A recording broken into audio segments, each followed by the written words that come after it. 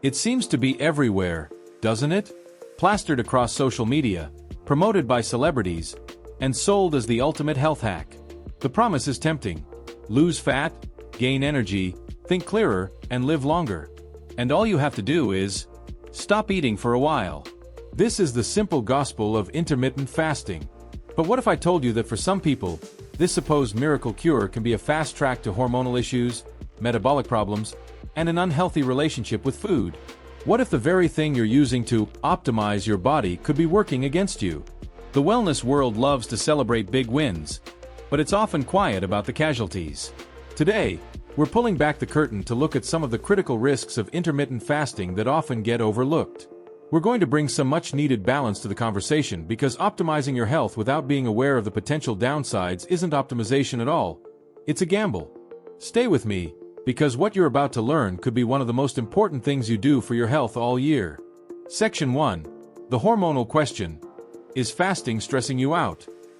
One of the most critical topics to discuss with intermittent fasting is the impact it can have on your hormones. It's often sold as a way to reset them, but we need to remember a fundamental truth. To your body, fasting is a form of stress. Your body handles all stress, good or bad, using a hormone called cortisol. Now, cortisol isn't the enemy. A healthy spike in the morning helps you wake up, but the system is designed for short-term stressors. The problem comes when that stress becomes chronic. For many people, life is already full of stress from work, family, finances, and maybe not enough sleep. When you pile on a long daily fast, you might be adding a major burden to an already overloaded system. Some studies have shown that fasting can acutely raise cortisol levels. While this happens in everyone, research and anecdotal evidence suggest that female bodies can be more sensitive to these signals. Fasting is a powerful hormonal trigger. It doesn't just affect cortisol, it can potentially influence your thyroid, which sets your metabolic rate, and your sex hormones. If you're feeling more tired, anxious, or even gaining belly fat while fasting, it might not be that you're doing it wrong. It could be your hormonal system telling you that this specific stressor is too much right now. It's important to know, however, that most major clinical trials have not found significant negative hormonal effects in the general population practicing common fasting schedules. Section 2.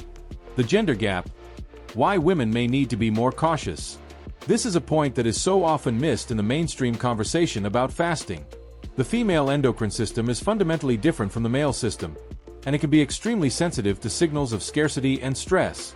A lot of the early exciting research on fasting was done on men or male lab animals. When the benefits were advertised, the gender-specific risks were often left out. A woman's body is built with procreation in mind, and it's always scanning the environment for signals of safety. Is there enough food? Are stress levels manageable? When a long fasting window is imposed, the brain can sometimes interpret it as a famine or danger signal. This can disrupt the release of luteinizing hormone, LH, and follicle-stimulating hormone, FSH, the two primary hormones that drive the menstrual cycle. When those signals are dampened, it can lead to problems like irregular cycles, worse PMS, or in more severe cases, the complete loss of your period, known as hypothalamic amenorrhea. This isn't just an inconvenience, it's a sign your body is so stressed it has shut down a core biological process, which can affect everything from mood to long-term bone density. This heightened stress response can also potentially impact the thyroid by slowing the conversion of an active T4 hormone to the active T3 form, which is your body's attempt to conserve energy. Does this mean no woman should ever fast? Not at all. But it means the standard 16:8 advice might not be right for everyone. The risks are likely higher for women who are already lean, exercise intensely, are under a lot of life stress, or have a history of hormonal issues. A missed period or constant fatigue isn't a sign of success. It's a sign of distress. Section 3. The metabolic adaptation you weren't promised. One of the biggest selling points for intermittent fasting is that it's a way to hack your metabolism and preserve it while you lose weight. The idea is that it's better than just eating less. The science, however, tells a more complicated story. Let's be clear, anytime you lose weight, your metabolism naturally slows down a bit. This is called metabolic adaptation. A smaller body simply needs fewer calories to run. The myth sold by some fasting fans is that if somehow dodges this process. But a growing body of evidence, including multiple meta-analyses, suggests this isn't true. When researchers compare weight loss from intermittent fasting to traditional calorie restriction, they find that the degree of metabolic slowdown is largely the same. Intermittent fasting is mainly a tool to help people eat fewer calories. It doesn't appear to have a unique ability to prevent metabolic adaptation. On top of this, there's a real risk of muscle loss. Your metabolism is heavily influenced by your lean muscle mass. When you're in a calorie deficit, your body can break down muscle for energy, not just fat. Many people doing intermittent fasting, especially with long windows, find it hard to eat enough protein in their shorter eating window. They might also feel too tired to do the resistance training needed to tell the body to keep its muscle. If a good chunk of the weight you lose is muscle, your resting metabolic rate will drop even more. This not only makes it harder to lose more fat, but also sets you up for quicker fat regain if you stop the diet. If this balanced look at fasting is making you rethink some of the advice you've seen online, do me a favor and hit that like button. It helps tell the algorithm that nuanced health talks are important. And be sure to subscribe to Bio-Optimize Lab, because we're all about digging past the headlines to give you information that truly helps you optimize your health. Section 4. The Psychological Minefield, Food Obsession and Disordered Eating. The physical risks are important, but the psychological toll can be just as damaging. Fasting is often promoted as a way to find food freedom, but for some, it can create a mental prison of rules, obsession, and anxiety. It starts by teaching you to ignore your body's natural hunger and fullness signals. Intermittent fasting trains you to believe the clock is a better guide than your own biology. Over time, this can break the trust you have in your body, leaving you confused about what real hunger even feels like. This rigid structure can create a powerful cycle of restriction followed by reward. After hours of toughing it out, a moment the eating window opens can feel like a starting gun, sometimes leading to a binge. You might eat frantically, driven by a primal fear that another famine is right around the corner. This is where the line between a disciplined diet and disordered eating can get blurry. Research has found an association between intermittent fasting and disordered eating behaviors, especially in adolescents and young adults. Experts now urge caution, noting that for individuals with a history of or predisposition to eating disorders, a restrictive diet like fasting can be risky.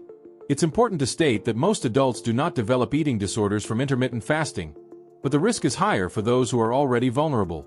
Life happens around food. Birthdays, holidays, and dinners with friends don't always fit into a strict eating window.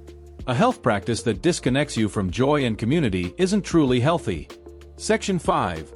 The Nutrient Deficiency Trap and a Controversial Headline. Now, let's talk about the practical side of cramming all your meals into a small window. This leads to our next point, the nutrient deficiency trap. Fasting fans often assume that a shorter window will lead people to choose healthier foods. But human nature doesn't always work that way. When you've been fasting for 16 or 18 hours, your body craves quick energy, and you're more likely to reach for convenient, high-calorie foods instead of nutrient-dense ones. Now, let's talk about the practical side of cramming all your meals into a small window. This leads to our next point, the nutrient deficiency trap. Fasting fans often assume that a shorter window will lead people to choose healthier foods. But human nature doesn't always work that way. When you've been fasting for 16 or 18 hours, your body craves quick energy, and you're more likely to reach for convenient, high-calorie foods instead of nutrient-dense ones. Speaking of risks, we have to talk about a headline that sent shockwaves through the health world in 2024. A preliminary study presented at an American Heart Association conference linked time-restricted eating of 8 hours or less to a shocking 91% higher risk of death from cardiovascular disease. Before you panic, it is absolutely critical to understand the context. This was from a research abstract, meaning it was preliminary data that hadn't been peer-reviewed. The study was observational, showing only an association, not that fasting caused the outcome. Experts immediately urged caution, pointing out that the group with the short eating window had other risk factors that could explain the results. Since those headlines, the broader scientific consensus for more robust reviews does not support a causal link between common intermittent fasting schedules and increased heart disease risk. But that scary headline was a wake-up call that we shouldn't treat these diets as universally harmless. Context is everything. Conclusion. So, after looking at the potential hormonal challenges, the gender gap, the metabolic facts, the psychological risks, and nutritional gaps, where does that leave us? Is intermittent fasting a villain? No. The answer, as it usually is in biology, is that it's complicated. Intermittent fasting isn't inherently good or bad. It is a powerful tool. And like any powerful tool, its effect depends on the person using it and the situation they're in. But it's not a magic bullet. It is not a cure-all. And it's definitely not a one-size-fits-all prescription. The truly dangerous side of intermittent fasting is the dogma. The idea that it works for everyone and that any negative side effects are just a sign you need to try harder. The real secret to sustainable health isn't found on a clock. It's found in eating quality, nutrient-dense foods. It's found in managing your total stress load from all parts of your life. And most importantly, it's found in learning to listen to your body's own feedback. Feeling constantly tired, cold, irritable, or obsessed with food are not signs of success. They are pleas for help. If you take one thing away from this video, let it be this: you are the #1 expert on your own body. Don't let anyone convince you otherwise. If this video has you rethinking your approach to health, I'd love to hear your experience in the comments. Have you tried fasting? Sharing your story helps our whole community learn. And if you want to move beyond rigid rules and learn how to use health tools in a smart, personalized, and safe way, be sure to subscribe to BioOptimize Lab and hit that notification bell. In our next video, we're going to cover exactly that: how to approach fasting safely to get the benefits without the dangerous downsides. Thanks for watching.